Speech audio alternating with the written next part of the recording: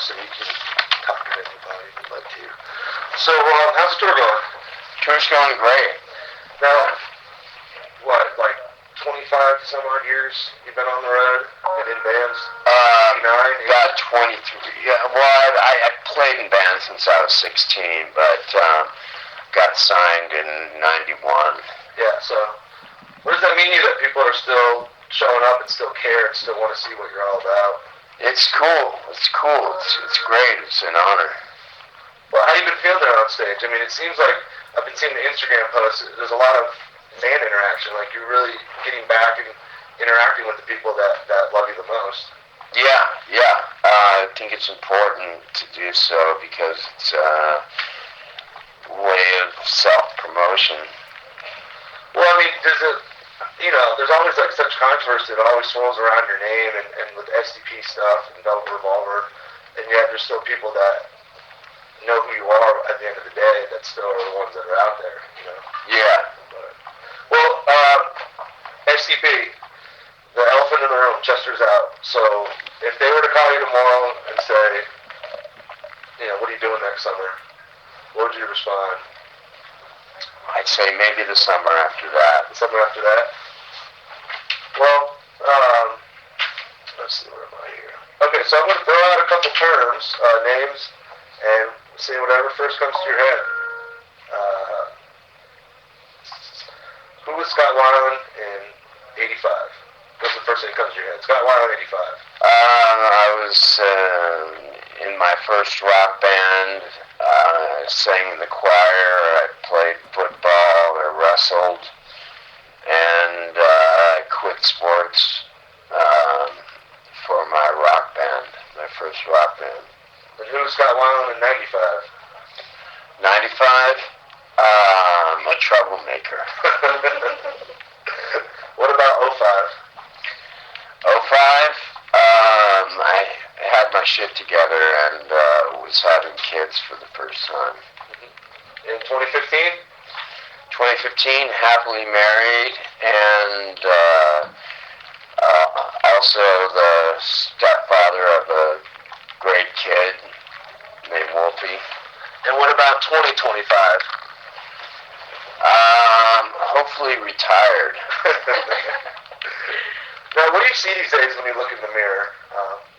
I guess emotionally, and when you see yourself and it's just you, what do you see? It depends whether it's evening or morning. What do you see in the morning? Morning, I see puffy eyes, stuffy nose, and I need to brush my teeth. What about in the evening, right before you get on the show, you get on stage, look in the mirror? Looking sexy. Now, what does it mean to you to still be out there doing that? I mean, I know you're not old by any means, but the fact that all the stuff that you've been through and you still get up and still do it, that you've landed on your feet. Well, I've always been an athlete my whole life, so the way I move on stage is very athletic. It's a minor composition of the martial arts training that I've done over the years, and that and a little bit of James Brown. Mick Jagger. Mick Jagger, James Brown, yeah. Mick Jagger stole his moves from James Brown. Yeah, yes he did. What are some of the lessons that you took away from SDP and Velvet Revolver that you've applied to the Wildabouts? Be in a band with people that you're friends with.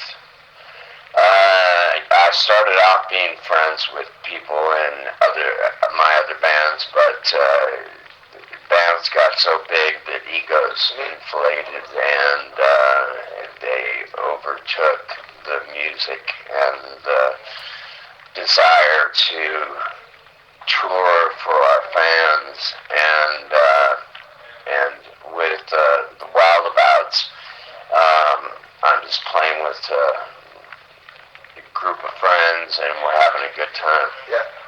See, with the SDP thing, I was playing devil's advocate with my thoughts on it, that maybe you might not want to open that chapter, like you're past it, it's in the past. The idea being that you're in a comfortable place now, and there's no need to disrupt it. I don't know what you think about that. I don't know. It's something that I say never in rock and roll. Yeah. So just to have some fun questions, what's been one of the happiest days of your life recently? I would say marrying my wife, Jamie, here, and making my record Blaster. Now, what would you say to your younger self that was just getting started in the music industry? You today, if you ran into yourself when you were 21, 23, what would you say to that person? The most important thing is writing songs, because without great songs, nothing can happen. Mm-hmm. What about just like in lifestyle too? The idea of like, there's a long train ahead of you, buddy. Yeah. Live fast, live long. How would your younger self respond to you? Sounds cool to me. Now, what's something you've recently overcome that meant a lot to you? Maybe a personal struggle or just professional obstacle? Firing my old management and getting my new manager. Now, how is that? What are you taking away from that? The idea of not to trust everyone. Yeah. Especially in the music industry. Well, that's it's a monster, But like I said, through all the things you've been through, you still landed on your feet. Do you think about that you weren't a victim of the '90s, like Kurt and Lane were? Or? Not at all. I surpassed that stage of music and that lifestyle, and live a whole different life now. So, what do you see out there now for your future? What do you want to accomplish? I mean, you've already accomplished so much, but are there still things that you want to do within the industry, or just maybe in life in general? Yeah, I still wanna. I want to move out of LA and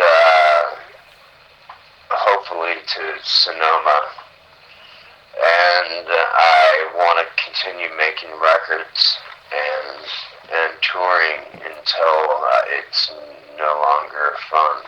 Do you ever want to get back to that arena level, or are you happy with where you're at right now? I think everyone would like to be at the arena level, but it's a lot more difficult. There's not many rock bands that play arenas anymore. Yeah. Well, I feel like with this band, you're going at your own pace, the pace that's comfortable for you. Yeah. I mean, this band could definitely play an arena. It sounded like it in the sound check. Yeah. Good Lord.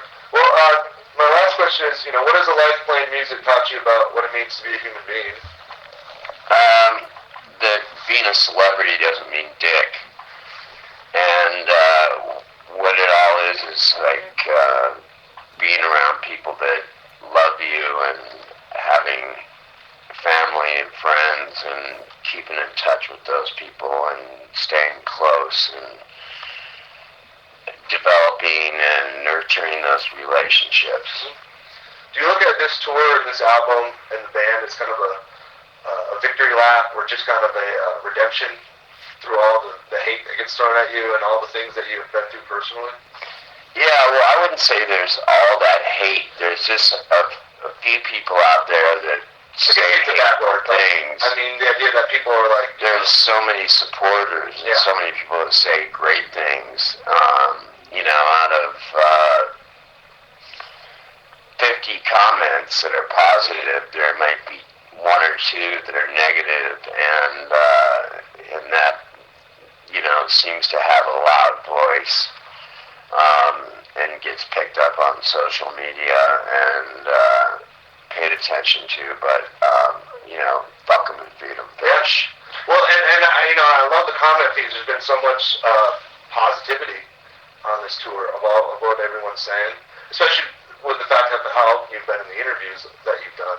About being bipolar. I've seen so many people that are trying to connect to the idea that that is a serious thing and that it's something that has no, it breaks all boundaries of walks of life, of celebrity, of non-celebrity. Yeah, it's something that's so common that most people that have it don't even know that they have it, and people that know that they have it, most people don't want to be medicated for it because it's not something that's like taking aspirin for a headache. It's something that is trial and error. It's like throwing darts at a dartboard until you hit the bullseye and you find the right medication. You don't know it's going to work. Well, any final thoughts going into 2016? I mean, I know the tour is still hopping, but it feels like you got a pretty good place that you're in right now. Yeah, we're going to start making a record in January, start writing sessions and doing demos, and then doing touring as well, and go back to working on the record, but we'll have a record out in 2016. Awesome. Well, thanks for talking with me. Always a pleasure.